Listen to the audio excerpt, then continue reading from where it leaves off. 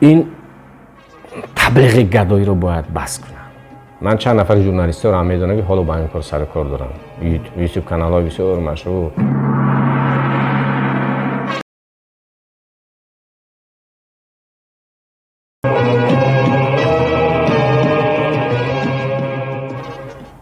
ما خوی گدایی هیچگاه نداشتیم. ملت ما میمرد، پوستی زردالو میخورد، نمیطلبید. این خیلی بد است. پیش ره این هر هم باید گرفته شود.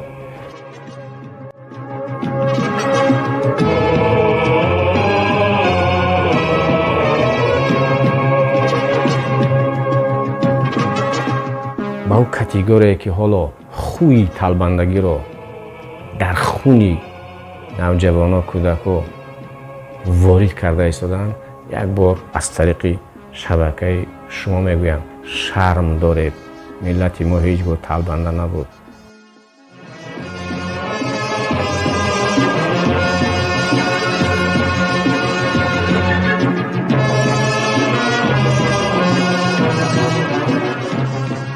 ده روز شد که همه خانه طلبی، همه. حالا شما نمیدونید که در پشت خانه رحیم این نوبتی هست که سال 1992 در آسیاب‌های دهات تاجیکستان.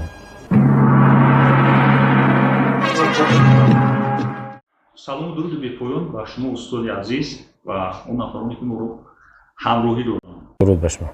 мавзӯи баҳси имрӯза ё навбатии барномаи мусоҳибаи рӯдарӯи мо фарҳанги корбурди интернет мешавад устод. бале. мо мехоҳем ки атрофи ҳамин мавзӯъ бо шумо мусоҳиба анҷом диҳем.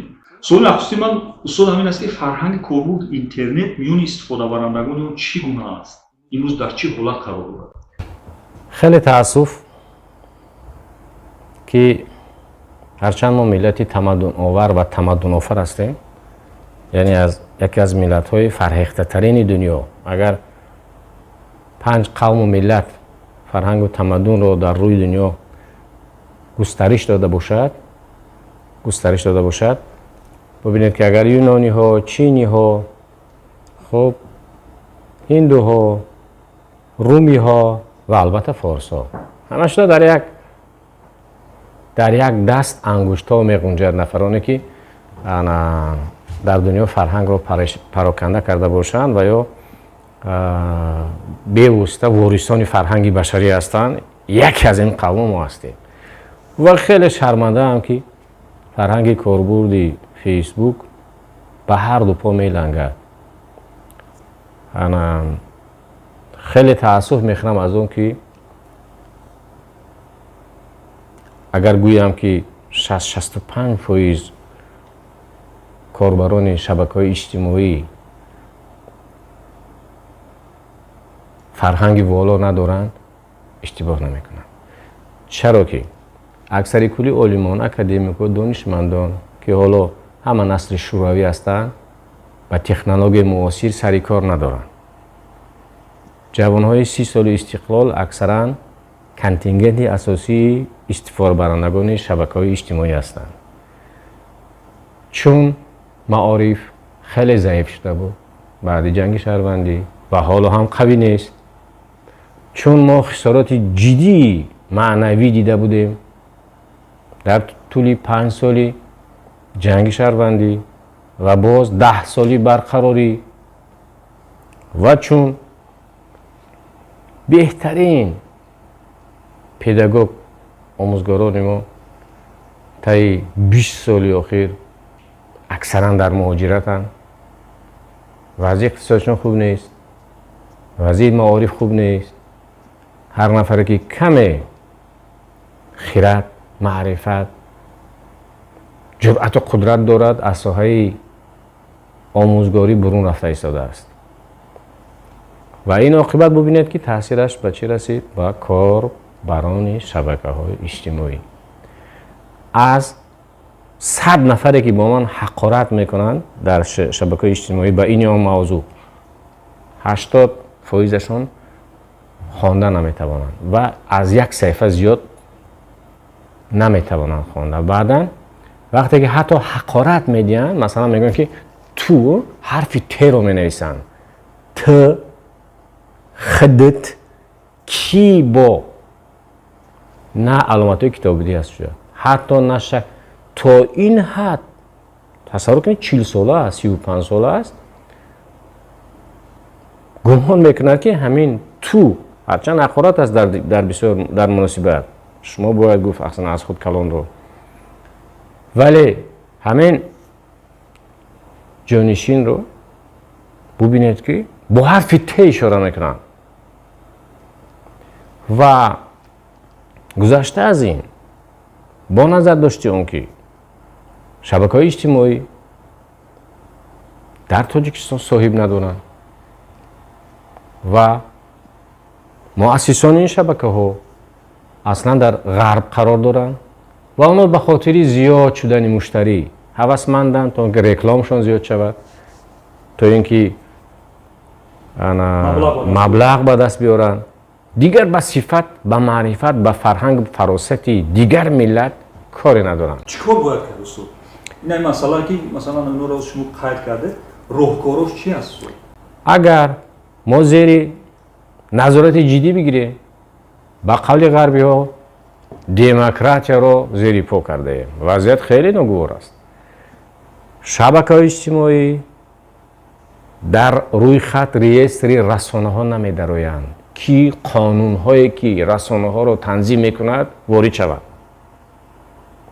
نه وکک چند دولت دنیا بالخصوص حالا بینند که در روسیه چی شد بعد همین خشونت بعد جنگشون با اوکراین یا که عملیات مخصوصشون هر نفری که در شبکه‌های اجتماعی با ارتش بد میگوید یا تهمت میکند ببینید که به جوابگاری کشته میشود.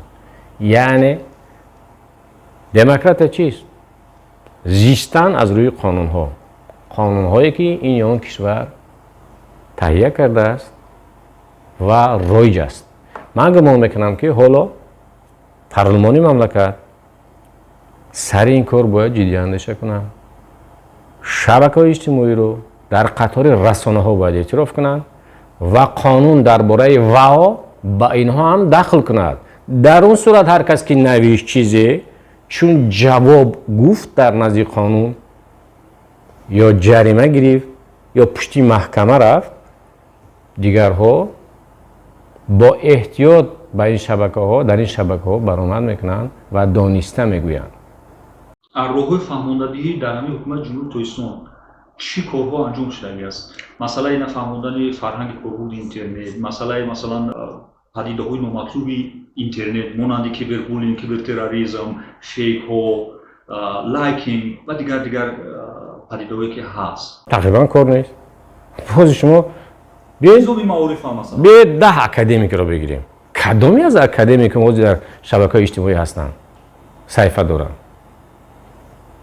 بگذار 800 دکتر علم 1% هم در شبکه‌های اجتماعی نیست. کی تربیت میکند بعد؟ حالا بعضی ها حتی تلفن ندارن که اونا وارد شبکه‌های اجتماعی شوند. یعنی که تمام اهل خرد و فرهنگ و توانمندان فرهیخته و فرزانه ملت بیرون از شبکه اجتماعی اند و چگونه اینا رو تربیت کنند؟ عموما درباره شبکه فیسبوک اکادمیک است که حالا نمیدونه که چیست فیسبوک یا اینستاگرام چیست. عموما شبکه اجتماعی چی مقام داره حالا نمیدونن. نظام معارف مثلا در برای آموزاندن کودکان یا که خوانندگان یا که پدر و مادران شما میدونید اگه من نمیدونم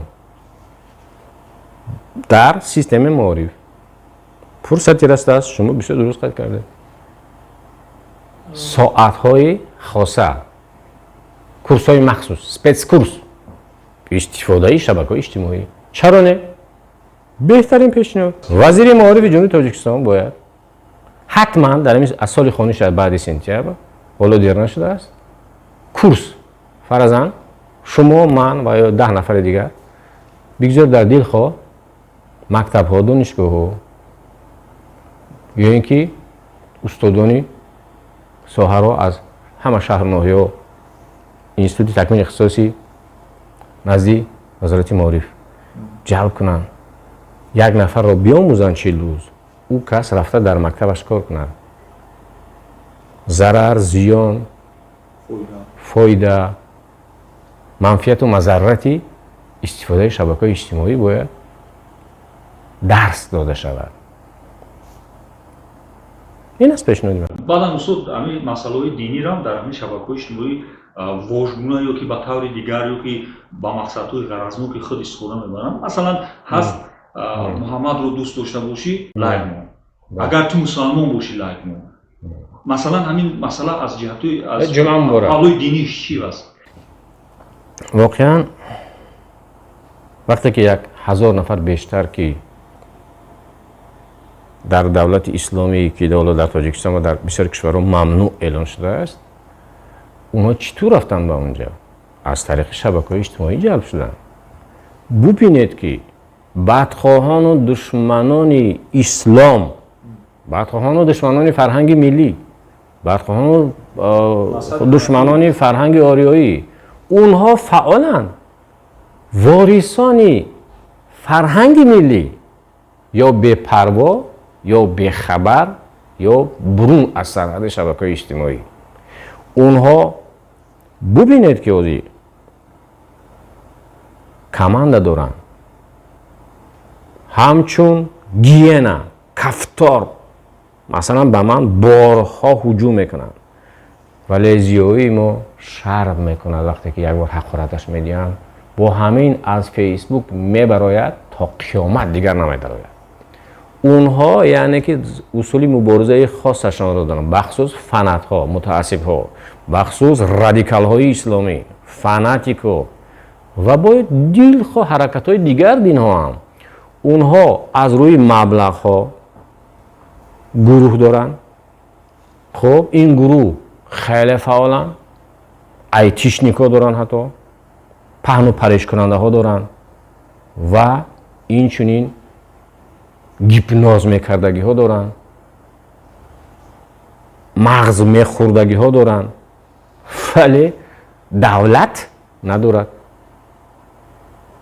این خیلی خطرناک است. پس همین روحانیان ما را بودنش در شبکه‌های اجتماعی شما از نظر شما لازم است؟ لازم هست، ولی نه فرای که به اسلامی عنعنوی دخل داشته باشن. ببینید من هفته گذشته چی نوشتم؟ 3 روز پیش یک سنگ به احاطه دانشکده اسلامی تاجیکستان پرتافتن، تا امروز یگان جواب نیست.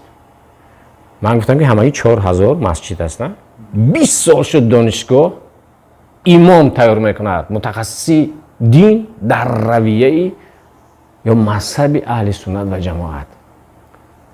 بودجه دولت چقدر صرف شد؟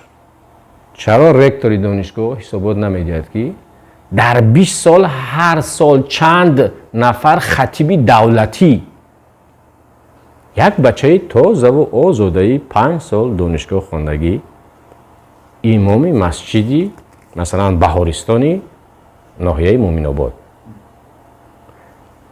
این کس که مثلا از تاریخ فرهنگ نیاگان آگاه است، رادیکال نیست، فنات نیست، اسلام رو تازه و آزاده، اسلام تازه و آزاده است، مبرا از بیکمبودی است، یگام دین وقتی میلاد را نمیخواهد، بشریت را نمیخواهد، وظیفه دین تربیه انسان است و با تا به خداوند رساندن این انسان بیکمی و کاستی. ولی حالا اسلام را سلاح دست اکستریمیستا کردن، ولی اینها خاموش. اسلام را دشمنان اسلام در درونش وارد شدن، خب آنقدر بدنام کرده ایستادن که بخصوص 15 سال اخیر یا تندنسیا بود یا رویه بود که اروپایی ها با اسلام گرویده ایستادن. غرب و البته نماینده دین ها فهمیدن که وضعیت بد است. ملت های اساسی اروپا مرده ایستادن، مهاجران مسلمان زیاد رفته ایستادن. از روی بعضی همه حسابا 50 سال پس مثلا فرانسه دولت اسلام می شود، چون اونا نمیزاین، فرزند ندارن، ملت های مرده ایستادن، وی میره ایوشه ناتسیا. انگلیس و فرانسه و ایتالیا اونها دیگه نه که فقط به خود خزینه کردن، یا مهاجری مسلمان اونجا میرود 12 تا زایده ایستاده است و با همین اینه که فقط ترک‌ها در گرمانیا 3 میلیون هستند. فقط ترک‌ها. و باز شما خوب میدونید که 57 دولتی یا مسلمانی است یا اسلامی. از همونجا مثلا یعنی که بعد 50 سال چی میشد حالت اونها؟ و باز از همه بدبختی در چه است که مسلمانان رادیکال اونجا رفته ایستادن و اونها از کورس‌های آموزشی در دستی دشمنان دین افتاده ایستادن که برای بدنام کردن این دین. مثلا ببینید که چند وقتی آخر که من تنها خواهش میکنم که زردشت را خورد ندید، نیاکان را نرسید، فقط 5 وقت نماز خوانید، مسلمانی آزاده باشید. اینها به سر من سال گذشته 5 هجوم بود و 2 سوءقصد جانب من. چی هستن اینا؟ این فکر باید کرد. یعنی که رادیکال شوی مسلمان ها در قلمرو تاجیکستان و آسیای مرکزی بسیار با سرعت دانسته از روی مبلغ ها توسط شبکه‌های اجتماعی خیلی جانب شده است که باید سر این کار باید جدی اندیشه کند استراتژی حکومت.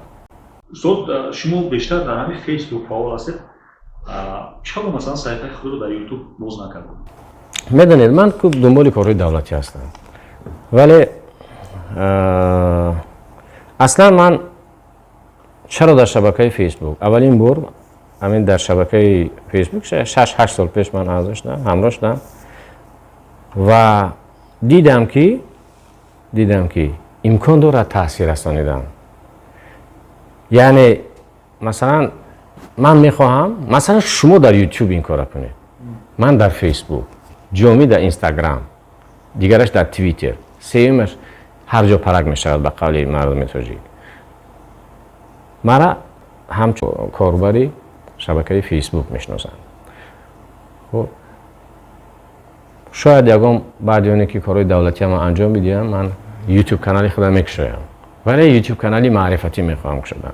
برنامه تهیه شده است، آماده شده است، ولی میبینم که هر چی که من در فیسبوک میپرتویم در یوتیوب پیدا میشود. پس من فیسبوک هم تاثیر میکنه دیگر روز. بله، یعنی که من گفتن خاصی اصلا کمی چی گویم نکنم، من گفتن خاصی انسانی فرهنگی نیست، کمی خاکساری رو زیر پا میکند. ولی به هر صورت من نیوز میکر شدم، چهره خبرسازم. نیوز میکر چهره خبرساز، یعنی در فیسبوک پیدا شدم، در همه شبکه‌های دیگه پیدا میشوم، چون که من بحث میخوام، حقیقت رو فهمیدن میخوام. تابو کردن بسیار بد است که درباره محمد سوال نده، درباره الله سوال نده، درباره دین دیگر نکن، 114 قرآن رو سوره قرآن رو نرس، سوال نده. وقتی که سوال نمیدهی، سوال این در بطلاق بی‌معرفتی فرو میروی. من سوالای زیادی دارم، با محمد هم سوال دارم، با خدا هم سوال دارم، با او دنیا و این دنیا هم سوال دارم. ولی با همه مقصد من چی است؟ من درست میگویم، شما این را احساس میکنید، درست میگویم ولی درست میگویم. با قول بعضی ژورنالیستان همکسب من 49 صفحه شف میکنن، من شفتالو میگویم، ابله رو ابله میگویم، جاهل رو جاهل میگویم، اندیشه خودم رادیکال نه. خب در 1 دقیقه میگویم. من همه دیگر طهارتش میشکند، دیگر خودش دیوانه میکند، دیگر سوءقصد میکند و من هر کاری میکند. بهترش که اندیشه پیشنهاد کند و با همین یعنی که مغزهای یخ بسته آب میشود. اینقدر یخ بسته است این مسلمان در 1400 سال که اگر تند با او صحبت نکنی، برخورد نکنی که مغزش آب نمیشود. بعد یک چیز است، من نمیدونم در فیسبوک در کدام حالت قرار دارد. مسئله همین وقتی خود همین کاربران شبکه‌های اجتماعی مخصوصا یوتیوب با طلبندگی دست زده بودن. مثلا махсусан пас аз ҳамин баста шудани монетизатсия ютуб бештар фаъол шудагӣ ҳастанд. بله بله. ба назари шумо ҳамин ба имиҷи давлат, ба имиҷи ҳукумати ҷумҳурии Tojikiston таъсир манфӣ намерасонад? سوالی دیگر اولا جواب بیفتی. من وقتی که به یوتیوب میگذارم به طریق اتوماتی در فکر پول مال میشوم، چون که یوتیوب پول میدهد. من میمون بازی، مسخره بازی رو دوست نمیدارم. یعنی اینجا علاقه بد نیست که پول کار کنی، ولی میبینم که فقط دنبال سنساتسیا هنگامه میگردن مردم. شبکه اجتماعی فیسبوک پول نمیدهد برای من، دشمن زیاد میکند، جانم را زیر خطر میگذارد، ولی کاربرانش حدود 2 میلیارد بیشتر در تاجیکستان از حدود 3 میلیون هم. 10 نفر رو اگر تاثیر برسونه خیلی خوب، کاری خوب است. شما درست گفتید. حالا همین گداییزاسیای شبکه‌های اجتماعی در جریان است. مثال آخرش همه یک فرد صاحب دل و فرهیخته و با معرفت و خوب چیره دست و صاحب کار رحیم، خب بعد 2 نفر با 20 نفر خانه دار. من از شرم گاه عرق میکنم. 10 روز شد که همه خانه طلبی، همه. حالا شما نمیدونید که در پشت خانه رحیم این نوبتی هست که سال 1992 در آسیاب‌های دهات تاجیکستان ما خوی گدایی هیچگاه نداشتیم. ملت ما میمرد، پچاق پوستی زردالو میخورد، نمیطلبید. این خیلی بد است. پیش راه این حتما باید گشته شود. من حتی تا حد مثلا افسرده حال شدم از این کارشان. مثلا یک جوانمرد، یک پسری مجروحش رو، یک پسری ناقص العقلش رو میگذارد و کمک کنید. ای جوانمرد، فرزندت توبت کن. پولت ایوب، در جنگ قرار نداری، رو کار کن، با 100 جا نویس، قانونی کن، نه طلب. این خوی گدایی در وجود ملت تاجیک نبود و نخواهد، ولی شبکه‌های اجتماعی در مغزی اکنون کودکان جوانان میتوانند کار نمیکنن، یا مکتوب مینویسن برای این میچه خانه، یا دروغ مینویسن که من معیوبم.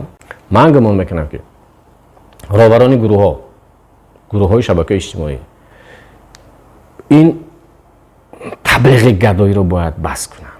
من چند نفر ژورنالیست رو هم میدونم که حالا با این کار سر کار دارم.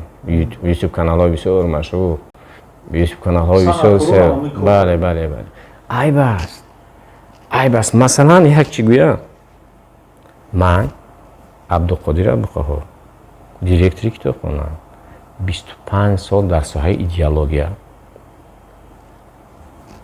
هاک سالانه خدمت کردم. سردار اداره سیاسی بودم، دیرکتور تلویزیون بودم، دیرکتور رادیو بودم. به خارجه نرفتم. با 100 سومانی حتی 7-8 ماه سالهای 94 نرفتم. ما پول معاش نمیگرفتیم.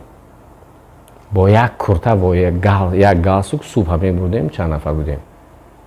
ایواز میکردیم کرته های یکدیگر رو، ولی نمیطلبیدیم.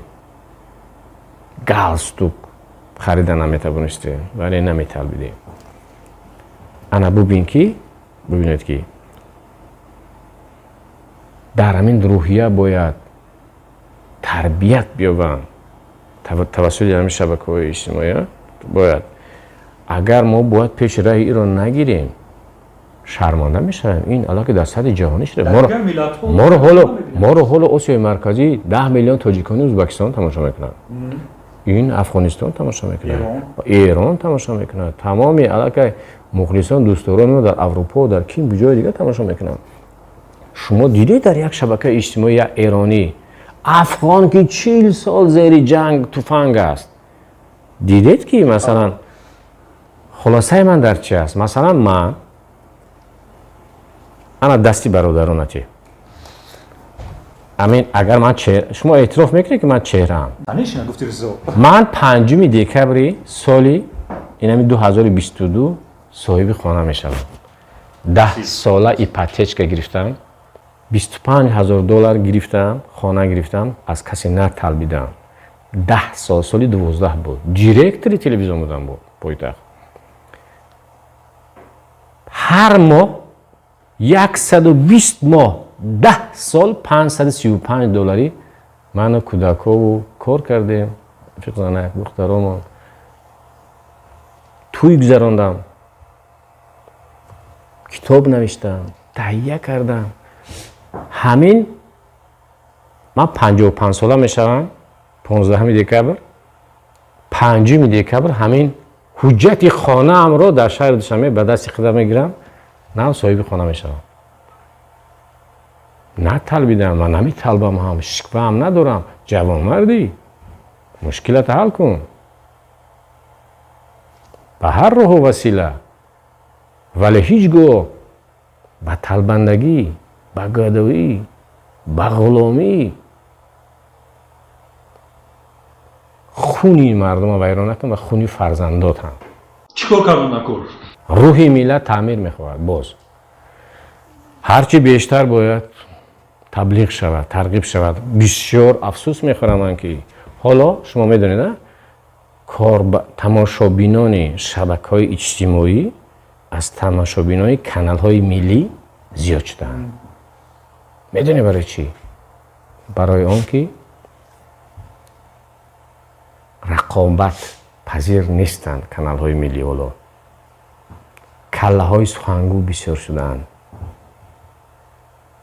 در مغز استخوانشان فرهنگ کمتر است شبکه‌های ما کمیته تلویزیون و رادیو پای حسن گشته ایستادند پای معنی نه بچه که زیبا دختره که زیبا صبح بخیر همدان ارجمند یا یک مصرع شعر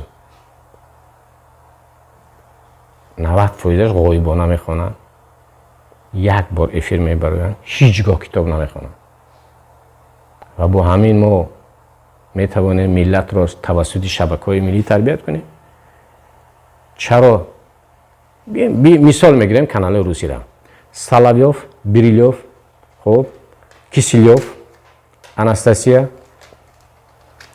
پاپوف ببینید همه اینها از 50 سال بالا پازنر 90 چند ساله است برای آن که از طریق تلویزیون حرفی بگویی سخن وزن داشته باشه اول باید اینستیتوت حیات رو تمام کنی بعد یک دانشکده صحوی رو و باز چند هزار کتاب باید خوانده باشی که بعد سخنت تاثیر برساند من برای چی 4-5 هزار کتاب خوانده باشم و یک دانشجو کلای سهر میخیزم از شبکه اول مرا نصیحت میکنم 3 کورس غایبانه میخوانم با من تاثیر میکنه نمیدونه چی گفته ایستاده است سوفلور از طریق سوفلور خوانده ایستاده است بار دیگر میگم که پای حسن گشته ایستادن پای معنی نه ما یک مصاحبه داشتیم با یک روانشناس استاد سایفالدین расулов اون کس پیشنهاد کردن که همین بلوگرها باید از کورس مخصوص گذرانده شوند پیشنهاد شما چی است در این مورد باز هم جامعه غرب مقابل ما باز سنگ میپرتند که اینترنت صاحبی کردن باز هم چی کردن نکن سنزور کردن با اینها را حکومتی کرده ایستادن لیکن من خیلی افسوس میخورم که ملت خودش باید گوهرشناس باشه همین بلاگری بی سواد رو تو لایک نمونی من لایک نمانم تو اعضا نشوی من اعضا نشوم پنجمش اعضا نشود بعد یک ماه خودش میبراید ولی با یک میمون بازیش باید سخنی بی سوادش با لهجه سر و لباس بین اندیشه را بین نه این نشانی آن است که مانند اوها در جامعه زیاد شدن اینو سخن اکادمی را دوست نمیدارن دیگری چرا که تربیت نبود اسیم 8 روسیه رفته است اسیم 7 روسیه رفته است اسیم 11 روسیه رفته است نخوانده است، اینستیتوت نخوانده است، 4 سوم شاید یافته باشد. در مغزش دیگر فرهنگ نیست، معرفت نیست. من گمان میکنم که الटरनेटिव پیشنهاد من چی است؟ بگذار 20 بچه ملی بلاگر شوند. اونها تربیت کنند. آهسته آهسته میداند که سخنی به معنی میگوید، به فراست میگوید، زیبا میپوشد، زیبا سخن میگوید، اندیشه ملی دارد، نظری نیک دارد، خالصانه حرف میزند، دانشمندانه حرف میزند. اندک اندک میگذرد به بلاگرهای سوی معرفت. الटरनेटिव پیشنهاد کردن نکنید. در مقابل بلاگرهای دیدو، بلاگرهای بی‌سواد، بلاگرهایی که فقط در فکر پول و سنساسیون هستند، مقابل اینها باید طبق یک برنامه جدی دولتی برگزار شود. معارف چرا ما دائم دیر میکنیم؟ چرا در فاکولته ژورنالیستیک دانشگاه ملی یک شعبچه بلاگرها رو تأسیس ندهیم؟ 10 نفر بچه گیریم، بآموزیم، به خارج بفرستیم، پسیکولوگ باشن اونا، دانشمند باشن اونا، با تلویزیون کار، با اکران کار کرده توانند، ایمیجشون رو بسازیم و چنین. اگر تا آنه که اونها رو تیار میکنیم، طبق یک برنامه وزارت معارف 10 نفر بچه‌های فرهیخته فرهنگی فرزانه رو بگیرن، عالمان دانشمندان سخنگو رو بگیرن، بیاوند، مقابل اینها در شبکه‌های اجتماعی وارد کنن. اونها رو یوتیوب پول ندهد، دولت پول بدهد، طور اینکه فرهنگی ریخته ایستاده رو تعمیر کنیم، معرفتی پایین رفته رو بالا بریم. این است اندیشه و پیشنهاد من. بسیار منتدار که مصاحبه رو با ما قبول کرده استاد. آخرین تمنیات شما، پیشنهاد شما با بلاگرها، پیشنهاد شما با اونایی که با طلبندگی دست میزنن، پیشنهاد شما با اونایی که با فحش و فاحشگی دست میزنن، بد اخلاقی میکنن، آخر سخن شما. من میخوام ملت من فرزانه باشد، مانند کروش، مانند داریوش، مانند اسماعیل سامانی، مانند جناب عالی امام رحمان، پیشوای معظم. اینها جسارت داشته باشند، فراست داشته باشند، اندیشه ملی داشته باشند، غرور ملی داشته باشند و باز با اون کاتگوری که حالا خوی طلبندگی رو در خونی نوجوانا کودکا وارد کرده ایستادن. یک بار از طریق شبکه شما میگویم شرم دارید. ملت ما هیچ گونه طلبنده نبود. مغول هجوم کرد، عرب هجوم کرد، روس هجوم کرد، اسکندر هجوم کرد. اینها در کوهستان علف خوردند، نه طلبیدند، بزانو نزدند، خود را نفروختند. تاجیک از سنگ خانه کرد، نه طلبید خانه. می توانست دنیا کشاد بود، بدیل خواه جا را، لیکن از سنگی کوهستانش خانه کرد در خنوکی، مرد در خانه سنگیش، ولی نه طلبید، چون تأثیر روانی به کودکش، به فرزندش نمیخواست برساند. و تمنای من همین است. آخر تمام خوشبختی انسان برادران در خواندن است. کتاب خوانید.